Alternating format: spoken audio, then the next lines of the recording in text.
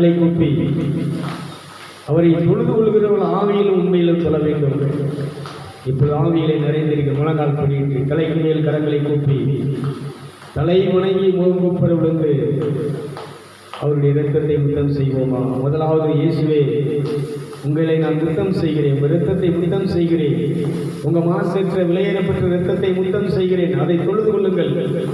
இதை தொழ ஆரம்பிக்கும் போதே எல்லா சாபங்களும், எல்லா பாவங்களும், எல்லா கட்டுகளும், எல்லா வாதைகளும், தீமைகளும் உன்னை விட்டு அகன்று போகிறது, வீட்டை விட்டு அகன்று போகிறது. இது உன்னை ரட்சிக்கிறது. அப்படியே தலைக்கு மேல் கரங்களை கூப்பி தலை வணங்கி முகங்குப்புற விழுந்து அப்படியே நாம் சொல்லுவோம். எல்லாரும் இந்த இடத்துல நிகழ்ச்சியை பார்த்து கொண்டிருக்கிற நீங்களும் இதை செஞ்சு பாருங்க, இப்படி பண்ணி பாருங்க. அவர் என்ன சொல்லுகிறாரோ அதன்படி செய்யுங்கள் என்று அன்னை மரியாள் சொன்னது போல இப்பொழுது நான் அவருடைய வார்த்தை சொல்லுகிறபடி சொல்கிறேன். இந்த வார்த்தையின்படி நீங்கள் செய்து பாருங்கள். இப்பொழுது நீங்கள் நினைக்கிறதுக்கு மேலான நன்மைகள், ஆசீர்வாதங்கள் உங்களை வந்து நிரப்பும். தேவ சமாதானம் உங்களை வந்து நிரப்பும். உங்களுடைய சிந்தையை, இருதயத்தையும் அவருடைய தெய்வீக அமைதி வந்து நிரப்பும். சொல்லுமைதான் பரலோகத்தில் நடக்கிற ஆராதனை, பரலோகத்திலே மகா சபையிலே நடக்கிற ஆராதனை தொழுகைதான். ஏசாயா கண்ட காட்சியும் அதுதான். தூதர்கள் 2 ரெக்கைகளால் முகத்தை மூடிக்கொண்டு, 2 ரெக்கைகளால் தன்னுடைய கால்களை மூடிக்கொண்டு, 2 ரெக்கைகளால் பறந்து கொண்டு, அதான் தொழுகை.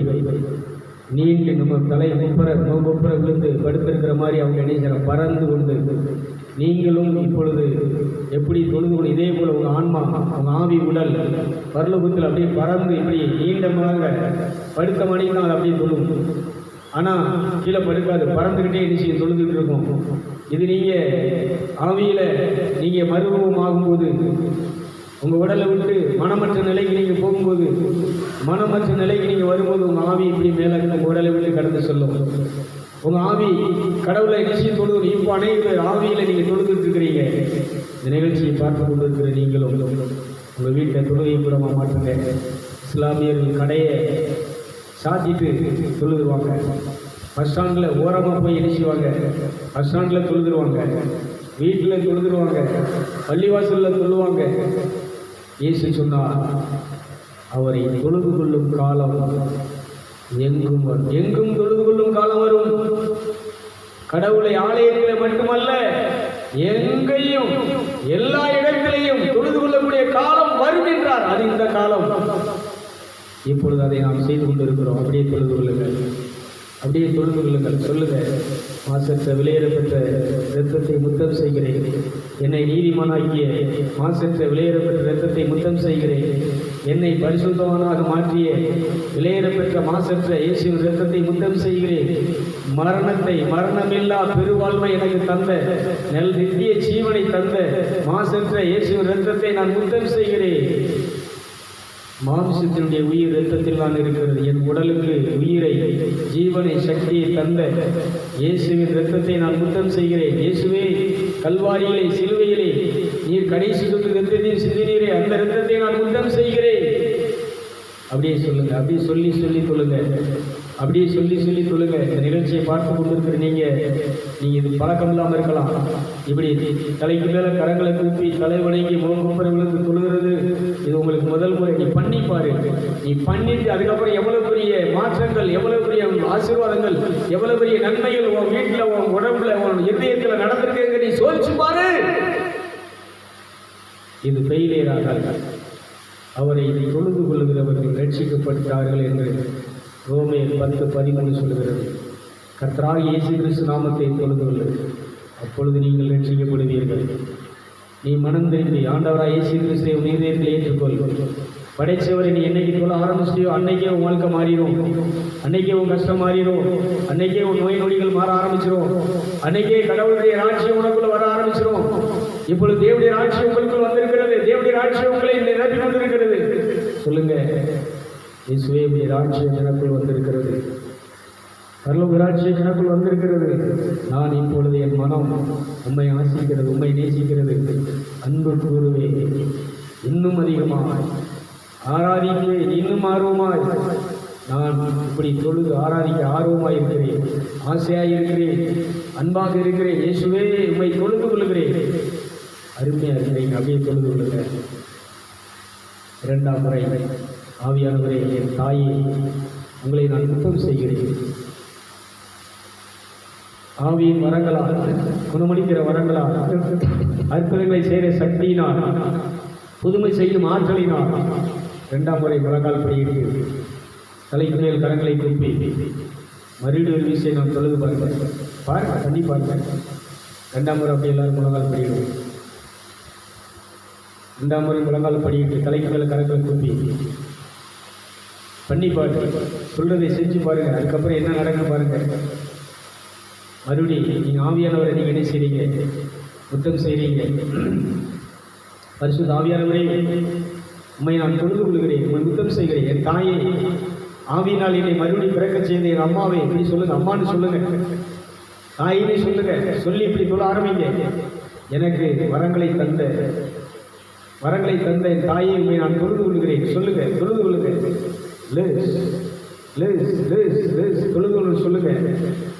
வரங்களை தந்த, குணமளிக்கிற வரத்தை தந்த, அற்புதங்களை செய்கிற சக்தியை தந்த, புதுமை செய்யும் ஆற்றலை தந்த, பேய்களை ஓட்டுகிற வல்லமையை தந்த உங்களை நான் முத்தம் செய்கிறேன், தொழுது கொள்கிறேன். சொல்லுங்க.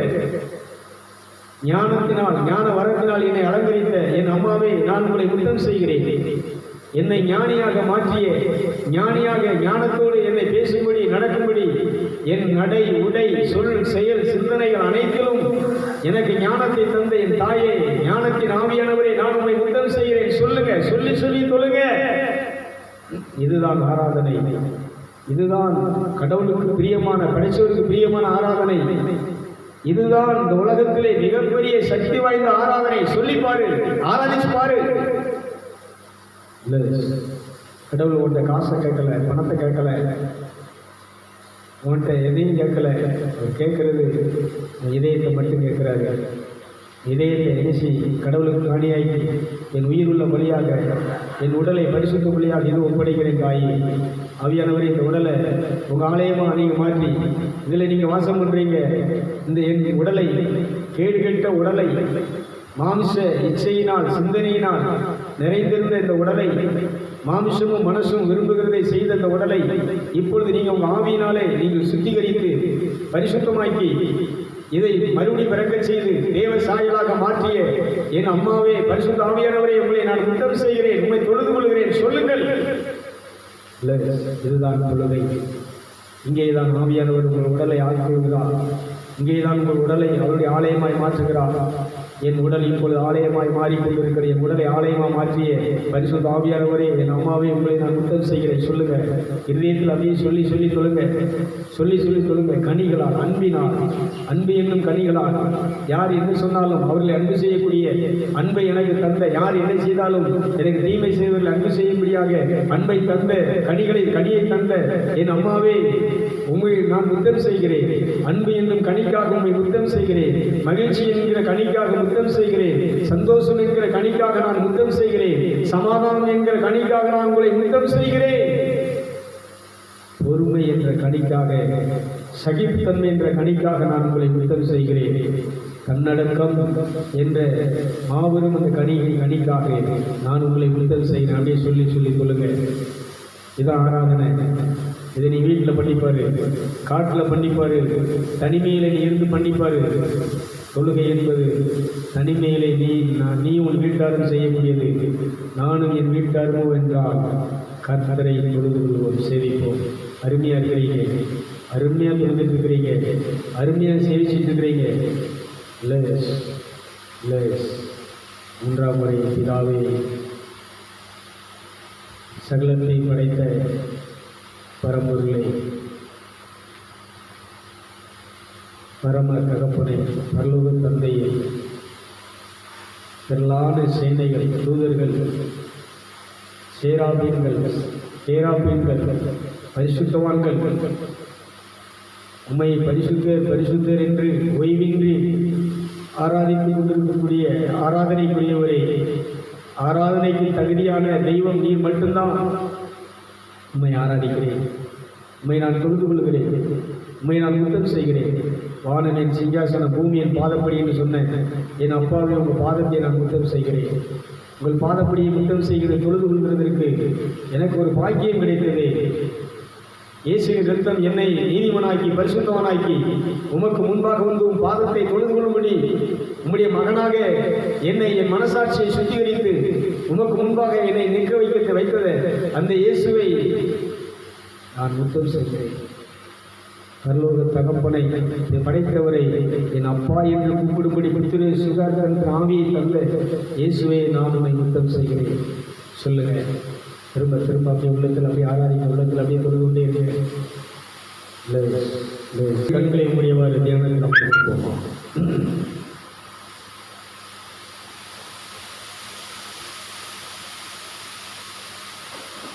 இயேசுவை பார்க்கிறேன், சிலுவையை நோக்கி பார்க்கிறேன். அவரை நோக்கி பார்த்தவர்கள் பிரகாசம் அடைந்தார்கள். அவரை நோக்கி பார்த்தவருடைய முகங்கள் பிரகாசித்தது. விசுவாசத்தை தோன்றுகிறவரும் அதை நிறைவு செய்கிறவருமாய் இயேசுவின் கண்களை பறிய வைக்கிறேன். இதையோ தாவீது சொல்வார், நீரே என் வழி, நீரே என் சத்தியம், நீரே என் ஜீவன். நான் பாவம் செய்யாதபடிக்கு உங்களுடைய வாக்கை என் இருதயத்திலே நான் வைத்திருக்கிறேன். நீர் என் வலப்பக்கத்தில் இருக்கிறபடினால் எதுவும் என்னை அணுக முடியாது, எதுவும் என்னை செய்ய முடியாது. மரணம் கூட என்கிட்ட வர முடியாது யோசிக்கிறேன். ஏன்னா ஜீவனை தந்த எனக்காக ஜீவனை கொடுத்த இயேசு இடத்திலே இருக்கிறேன். ஜீவனின் அதிபதி நீர் எனக்குள்ளே இருக்கிறீர். என் ஜீவனின் அதிபதியை இந்த இரத்தத்தை நான் கையிலே செய்கிறேன், புசிக்கிறேன். அதை நான் எழுப்புகிறேன், முத்தம் செய்கிறேன். உங்களுடைய இரத்தத்தோடு நான் இணைந்து வாழ்ந்து கொண்டிருக்கிறேன். என் முன்னையும் என் பின்னையும் மேலையும் கீழையும் வலது இடது உங்கள் இரத்தம் என்னை மூடியிருக்கிறது. நான் இரத்தத்துள் மறைந்துள்ளேன், இயேசு இரத்தத்தில் மறைந்துள்ளேன். எந்த தீயும் என்னை அணுக முடியாது. சொல்லுங்கள். சாத்தானே, நீ என்ன ஒன்றும் பண்ண முடியாது. சொல்லுங்க. பொல்லாத ஆவிகளே, வான்வெளியில் திரிகிற பொல்லாத ஆவிகளே, நீங்கள் என்கிட்ட வர முடியாது, என்கிட்ட எதையும் செய்ய முடியாது. இந்த உடலில் ஆவியானவர் இருக்கிற அக்கினி இருக்கிறது, நெருப்பு இருக்கிறது. இயேசுவை கொண்டு வருகிறேன். பர்வதமே, மலையை நீ எம்மாத்திரம், பலவானை நீ எம்மாத்திரம், வியாதியை நீ எம்மாத்திரம். சொல்லு. வியாதியை நீ எம்மாத்திரம். உன்னை நான் இயேசுவை கொண்டு வருகிறேன், உன்னை முறியடிக்கிறேன். இயேசுவின் தழும்புகளால் உன்னை முறியடிக்கிறேன், உன்னை மேற்கொள்கிறேன். அற்புதங்களை செய்கிற சக்தியை கொண்டு வருகிறேன். ஆவியின் வரம் என்னுடைய ஆயுதம். அற்புதங்களை செய்கிற சக்தி ஆயுதம், புதுமைகளை செய்கிற சக்தி எனக்கு ஆயுதம். இதை நான் கொண்டு வருகிறேன். சொல்லு. இதை இதை சொன்னாலே போதும், விசுவாசம் நடுங்குவான். இதை சொன்னாலே உடல் இருக்கக்கூடிய எல்லா கட்டுகளும், எல்லா வாதைகளும், எல்லா நோய்களும் அறுந்து போகும். இயேசு இரத்தத்தினால உன்னை பிடிங்கி பறிக்கிறேன். சொல்லுங்க. அவருடைய அக்கினியினாலே உன்னை கவிழ்த்தி வீழ்த்துகிறேன். சொல்லுங்க. எரித்து என்ன செய்கிறேன், உன்னை சாம்பலாக்குறேன். சொல்லுங்க. சொல்லிட்டு அப்படியே வாழ்க்கை பூரா உன் சிந்தனையில், உன் எண்ணத்தில், இதயத்தில் இதையே நீங்கள் என்ன செய்யுங்க. இதான் தலைச்சிரா. ஆவியின் சிந்தை தான் தலைச்சிரா.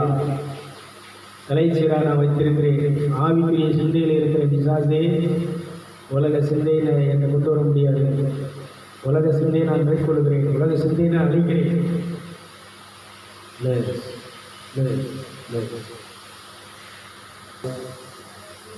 சத்தமாக சொல்லுங்களேன். நல்லா கவனிங்க. இப்படி வீட்டில் நீங்கள் பஸ்ஸில் போகும்போது, பைக்கில் போகும்போது, இந்த ஆவிக்குரிய சிந்தையை நீங்கள் அப்படியே என்ன செய்யணும். படுத்திருக்கும் போது கூட இந்த ஆவிக்குரிய சிந்தையை நீங்கள் என்ன செய்யணும், பயன்படுத்தி அப்படியே இது பண்ணணும்.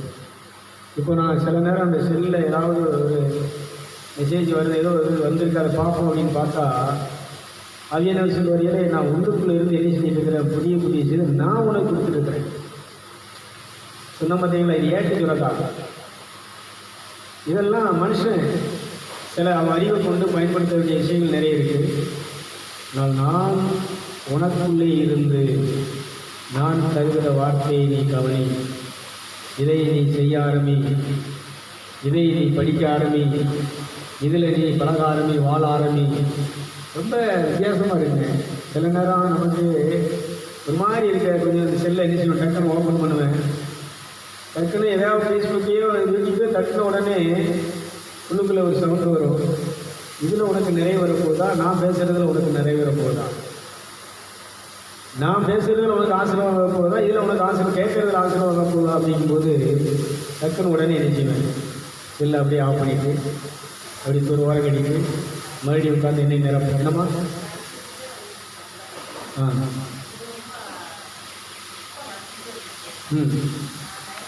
அனுபவம் எப்போனாலும் சரி. உங்களுக்கு முடியாத நேரம், வலி தாங்க முடியலை, தலைவலியாக இருக்கட்டும், வயிற்றுவலியாக இருக்கட்டும், கண்ணை மூடி குருவமுகை தூக்கி இப்போ உங்கள் சுகமளிக்கிற வல்லமையை நான் என்ன செய்கிறேன், ஆப்ரேட் பண்ணுவேன்.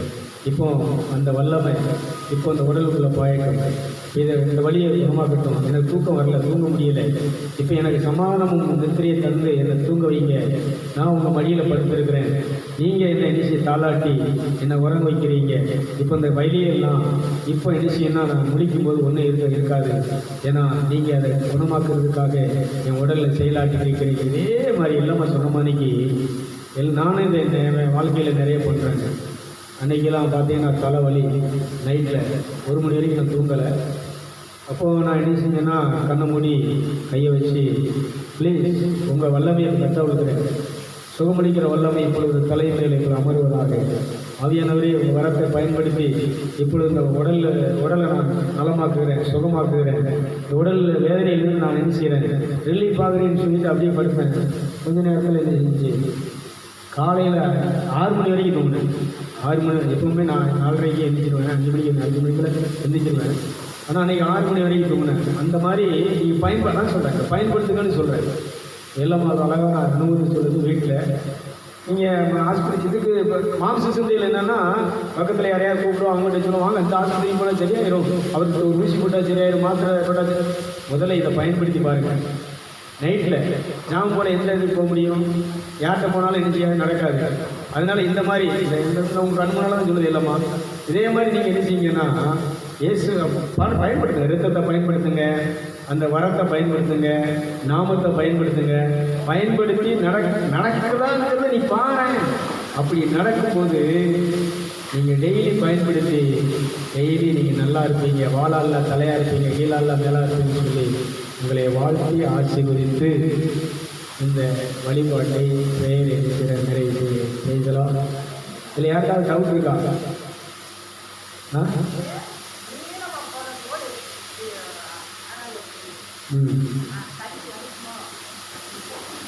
இந்த தொழுகை உண்மையிலே சொல்கிறேன், நான்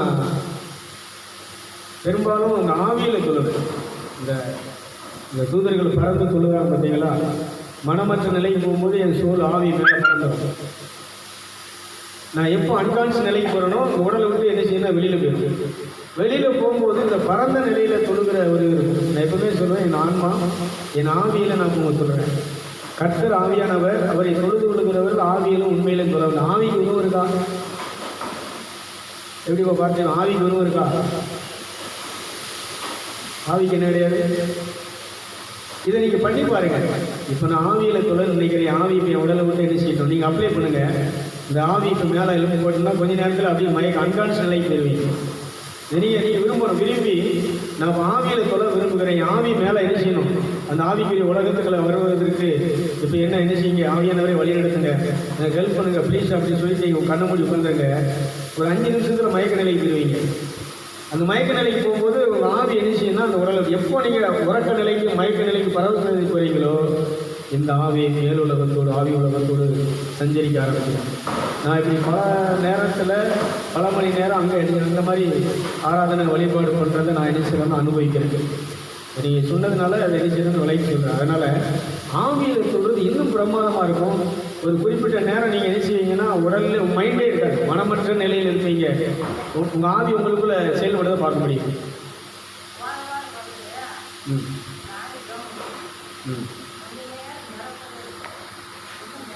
வாயில் சும்மா உட்காந்துக்கிட்டு ஆண்டவரே என்னை நிரப்பும் அப்படின்னா சும்மா பாட்டு என்னை நிரப்பும் இயேசு தெய்வம் சும்மா வாயில் பாடினா என்ன செய்யாது. அதில் எந்த விதமான ஒரு மூமெண்ட். இப்போ நீங்கள் மௌனமாக இதயத்தில் இது பண்ணுறீங்களா, எப்படி இருக்கு? கொஞ்சம் பேசுங்களேன், எப்படி இருக்கு?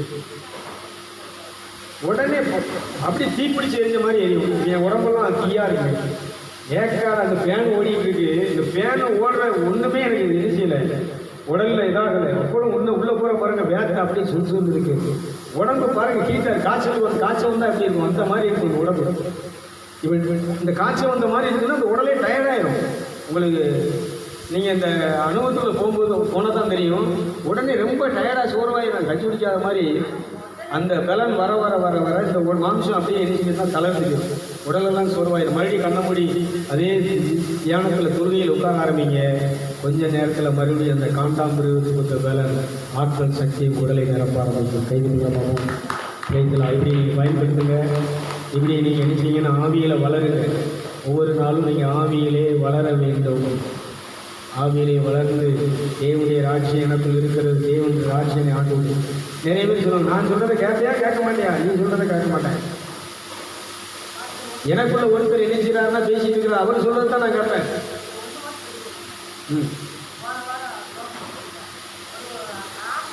இதெல்லாம் நமக்குள்ள இருக்கக்கூடிய அசுத்தங்கள், மாம்ச எண்ணங்கள்.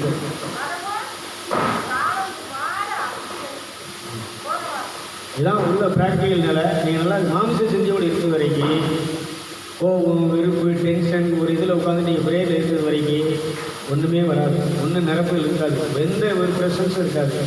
நீங்கள் உட்கார்ந்து ஆவியானவரே உங்களோடு நான் சஞ்சரிக்கணும், இந்த மாம்சத்தினுடைய எண்ணங்களை எல்லாம் நான் நினைக்கிறேன், எனக்கு மனஸ்தாபம் எல்லாத்தையும் நான் விட்டுருதேன், பகை எல்லாத்தையும் விட்டுருதேன். இப்போ நான் உங்களோடு நான் உறவாடுறதுக்கு தடையெல்லாம் நீங்கட்டும். இந்த மாம்ச சிந்தையை அழித்து ஆவியின் சிந்தையை நான் கட்டவளுக்கு ஆவியின் சிந்தையை இப்பொழுது என்ன செய்கிறேன். அப்படி கண்ணை மூடி துருவமூர்த்தி உட்கார்ந்துருக்கும் போது ஒரு 5 நிமிஷத்தில் உங்களுக்கு அந்த மயக்க நிலை, அந்த பரவச நிலை வர ஆரம்பிக்கும். இந்த பரவச நிலையில் அப்படியே உட்கார்ந்துருங்க. என்னை நிரப்புங்க, உங்கள் அக்னியினால் நிரப்புங்க, வல்லமையால் நிரப்புங்க, ஒரு ஜெப ஆவியினால் ஆராதனையின் அபிஷேகத்தால் நிரப்புங்க. அப்படியே சொல்லிட்டே அந்த உள்ளுக்குள்ள அப்படியே பண்ணிட்டே இருங்க. உங்கள் ரத்தத்தை சுத்தம் செய்கிறேன், மாசத்தை விளையாடப்பட்ட ரத்தம் இப்பொழுது எனக்கு பலத்தை தருகிறது, என் மனசாட்சியை சுத்திகரிக்கிறது, என் ஆவியை இப்பொழுது என்ன செய்கிறது, உயிர்ப்பிற்கு தேவனோடு சஞ்சரிப்பதற்கு உறவாடுவதற்கு உங்கள் மாசத்து ரத்தம் விளையாடப்பட்ட ரத்தம் இப்போ என் ஆவியிலே தெளிக்கப்படுகிறது. என் ஆவி இப்பொழுது புத்துயிர் அடைந்து புது பலன் அடைந்து தேவனுக்கு முன்பாக பறந்து செல்கிறது, உண்மை தொழுது கொள்கிறது. ஆவியிலே நான் உண்மை தொழுது கொள்கிறேன். அப்படி நீங்க என்ன செய்யணும்னா இந்த ஸ்டார்டிங் மூவிங்கெல்லாம் சொன்னீங்க, மாம்சத்தில் ஒரு கோபத்தில் மனஸ்தாபத்தில் ஒரு பாரத்தோடு நீங்கள் உட்கார்ந்தீங்கன்னா வராது. நீங்கள் அது எல்லாத்தையும் தூக்கி போட்டு கண்ணை மூடி குருவமுதியை தூக்கி ஒரு 5 நிமிஷம் மனமற்ற நிலைக்கு போய் அந்த உறக்க நிலை மயக்க நிலையில் இருந்துட்டு ஆவியில் இருதயத்தில் நீங்கள் என்ன செய்யணும்னா உள்ள அப்படியே ஃபஸ்ட்டு ஸ்டார்டிங் ரத்தம், மாசற்ற விளையாடப்பட்ட ரத்தம், இயேசுவின் ரத்தம், இயேசுவின் ரத்தம் என் மனசாட்சியை சுத்திகரித்து இப்போ நான் ஆராதிக்கிறதுக்கு பிதாவை தொழுது கொள்கிறதுக்கு நான் ஆவியிலே நான் இப்பொழுது அந்நிய பாஷையிலே பேசி கடவுளோடு உரையாடுகிறதற்கு உங்கள் ரத்தம் எனக்கு இப்பொழுது உதவியாக இருக்க உங்கள் ரத்தத்தை முத்தம் செய்கிறேன். உங்கள் ரத்தம் இப்பொழுது எனக்குள்ளே செயலாற்றுகிறது. இதுதான் இதை பயன்படுத்துறது தான். இப்படி பயன்படுத்தி அப்புறம் ஆவியில் அந்நிய பாஷையில் அப்புறம் வரங்களை பயன்படுத்தி விசாசை வா ஒன்று கட்டுறேன், ஒன்று அழிக்கிறேன், இதுக்கு எனக்கு கோபத்தை கொண்டு வர கோபத்தின் ஆவியை உன்னை கட்டுறேன், கவலையின் ஆவியை உன்னை கட்டுகிறேன், வெறுப்பின் ஆவியை உன்னை கட்டுகிறேன், பொறாமையின் ஆவியை உன்னை கட்டுகிறேன். செய்தலோ என்ன பாட்டி வந்து இதான் என் வாழ்க்கையில் நான் அனுபவிச்சுட்டு வர்றது, என் வாழ்க்கையில் நான் வளர்ந்து வர்றது. ஒவ்வொரு நாள் அப்படியே நிரப்பணும்னு நிரப்பிட்டே இருப்பார். நிரப்பின உடனே அப்படியே அதிலேயே ஜாலியாக யோசிச்சிருக்கிறேன்னா டோட்டலாக வேறு அதை பார்க்கணும் இதை பார்க்கணும் அதை எந்த இதுவுமே எனக்கு எதுவும் இல்லை. யார்கிட்டையும் பேசணும், இன்னொன்று யார் என்னன்னு சொன்னாலும் அதை கேட்கணுங்கிறது நிலையிலே இல்லை. உள்ளுக்குள்ளே என்ன சொல்லுதோ அதை மட்டும் அந்த மாதிரி பழகுங்க. அவங்ககிட்ட சண்டைக்கு போகாதீங்க, மல்லுக்கு போகாதீங்க, ஆர்கியூமெண்ட் பண்ணாதீங்க, நிம்மதியாக இருக்கீங்க. ப்ரைஸ்லாம். அதனால் அந்த நிகழ்ச்சி இதோடு என்ன செய்கிறேன், நிறைய செய்கிறேன். பாடல் பாடும்போது காணிக்க செய்கிறேன். எங்களை நேசிக்கிற அன்பின் பரிசுத்த பிதாவே, நல்ல தகப்பனை, இந்த ஞாயிற்றுக்கிழமை ஓய்வு நாளுக்காக நன்றி சொல்லுகிறேன். இந்த நாள் ஆசீர்வாதமான நாள். 6 நாளும் படைத்து 7ஆம் நாள் அந்த ஓய்வு நாளிலே நீர் படைத்ததை ஆசீர்வதித்தீரப்பா. இந்த 6 நாளும் நாங்கள் செய்த எல்லா காரியங்களையும் இந்த 7ஆவது நாள் நீர் ஆசீர்வதித்து ஆண்டவரே எங்களுக்கு அமைதியையும் சந்தோஷத்தையும் ஆனந்தத்தையும் நிம்மதியையும் தருகிறீரப்பா. சிலுவையிலே சம்பாதித்த தேவ சமாதானம் வந்திருக்கிற உங்கள் பிள்ளைகளுடைய இருதயங்களையும் சிந்தையின் நிகழ்ச்சியை பார்த்து கொண்டிருக்கக்கூடிய அனைவருடைய வீட்டையும் சிந்தை இருதயத்தை நிரப்புவதாக. உங்கள் சமாதானம் இப்பொழுது வீடுகளிலே தங்குவதாக. உம்முடைய ஆசீர்வாதம் தங்குவதாக. இந்த நிகழ்ச்சியை பார்த்துவிட்டு கண்களை மூடி உங்களுடைய பாதத்திலே, வீட்டிலே, காற்றிலே, பஸ்ஸிலே, வாகனத்திலே செல்லும்போது இந்த மனநிலையோடு, ஆவிக்குரிய மனநிலையோடு உங்கள் இரத்தத்தை முத்தம் செய்கிற உங்கள் நாமத்தை ஜீசஸ் ஜீசஸ் என்று சொல்லும்போது ஆவியிலே நிறைந்து அந்நிய பாஷையிலே அவர்கள் பேசி உம்மோடு அதிக நேரம் உறவாடுவார்களாக. உம்மோடு பல மணி நேரம் உரையாடி பரலோக சந்தோஷத்தை, தேவனே உம்மோடு உரையாடுவதில் எவ்வளவு பெரிய ஆனந்தம் சந்தோஷம் இருக்கிறது என்பதை உமது பிள்ளைகள் அனுபவிக்கும் பாக்கியத்தை நீர் கட்டளையிடுகிறார்கள். இவருடைய கையில் பிரயாசம் ஆசீர்வதிக்கப்படட்டும். உழைப்பின் பலனை உமது பிள்ளைகள் அனுபவிப்பார்கள். நீர் இந்த பூமியிலே ஏழையாக தரித்திரராக நீர் பிறந்ததை நான் இப்பொழுது நினைவு கொள்கிறேன். உமது பிள்ளைகளை செல்வந்தராக்கும்படி, ஐஸ்வர்யனாக்கும்படி, விசுவாசத்திலே ஐஸ்வர்யனாக்கும்படி, விசுவாசத்தை கொண்டு சகலத்தையும் செய்ய நிறைவேற்ற முடிக்க உமது பிள்ளைகள் விசுவாசத்திலே வாழ்வார்கள். ஒரு விசுவாசி என்றால் விசுவாசத்திலே அவங்க வாழ வேண்டும். அந்த அனுபவத்தை ஆவியானவரை நீர் கற்றுக் கொடுக்கிறார்கள். எப்படி ஒரு பிள்ளையாகி எனக்கு விசுவாசத்திலே வாழக்கூடிய, ஒவ்வொன்றையும் செய்யக்கூடிய, ஒவ்வொன்றையும் பெற்றுக்கொள்ளக்கூடிய அந்த அனுபவத்தை எனக்கு கற்றுக் கொடுத்து கொண்டிருக்கிறீரப்பா. இந்த அனுபவத்தை உங்கள் பிள்ளைகள் ஒவ்வொருவரும் கற்றுக்கொள்வார்கள். ஒவ்வொருவருக்கும் நீ கற்றுக் கொடுக்கிறார்கள். அபிஷேகம் உங்களுக்கு கற்றுக் கொடுக்கும், அபிஷேகம் உங்களுக்கு போதிக்கும். உண்மையைத்தான் கற்றுக் கொடுக்கிறது, போதிக்கிறது என்ற வார்த்தையின்படி ஒவ்வொருவருக்கும் நிகழ்ச்சியை பார்க்கிற, தேவசாய நிகழ்ச்சியை பார்க்கிற ஒவ்வொருவருக்கும் உங்கள் அபிஷேகம் கற்றுக் கொடுப்பதாக. ஆவியானவரை நீர் கற்றுக் கொடுக்கிறார்கள். என்ன செய்ய வேண்டும், எதை பேச வேண்டும், எதை பார்க்க வேண்டும், எதை பார்க்கக்கூடாது, எங்கே நிற்கணும், எங்கே நிற்கக்கூடாது, என்ன யாரோடு பேசணும், எதை பேசக்கூடாது, எதை பேசணும், எதை பேசக்கூடாதுங்கிற எல்லா விஷயத்தையும் உங்கள் அபிஷேகம் பிள்ளைகள் கற்றுக் கொடுத்து நீதிமன்களாக, பரிசுத்தவான்களாக, உண்மை என்னும் மாறு கவசத்தை, நீதி என்னும் இடைக்கட்சியை கட்டிய, விசுவாசம் என்னும் கிடையத்தை பிடித்தவர்களாக பாதரட்சியை அணிந்து ரட்சிப்புண்ணும் தலைச்சிராவை ஆவிக்குரிய சிந்தையிலே உமது பிள்ளைகள் வாழட்டும், வளரட்டும் என்று சொல்லி உம்முடைய நாமத்தினாலே ஆசீர்வதிக்கிறேன் நல்ல தந்தையே. ஆமாம். என் ஆத்மாவை கர்த்தரை ஸ்தோத்திரி, என் முழுவதுமே அவருடைய பரிசுத்த நாமத்தை ஸ்தோத்திரி. என் ஆத்மாவே கர்த்தரை ஸ்தோத்திரி, அவர் செய்த சகல வாரங்களையும் மறவாதே. யாவாகிய தேவனுடைய அன்பு, குமாரனா இயேசு கிறிஸ்துவின் அருள் கிருபை, பரிசுத்த ஆவியானவருடைய ஆலோசனை வழிநடத்த நம் அனைவரோடு கொடுப்பதாக. அல்லேலூயா, அல்லேலூயா, அல்லேலூயா. சரி.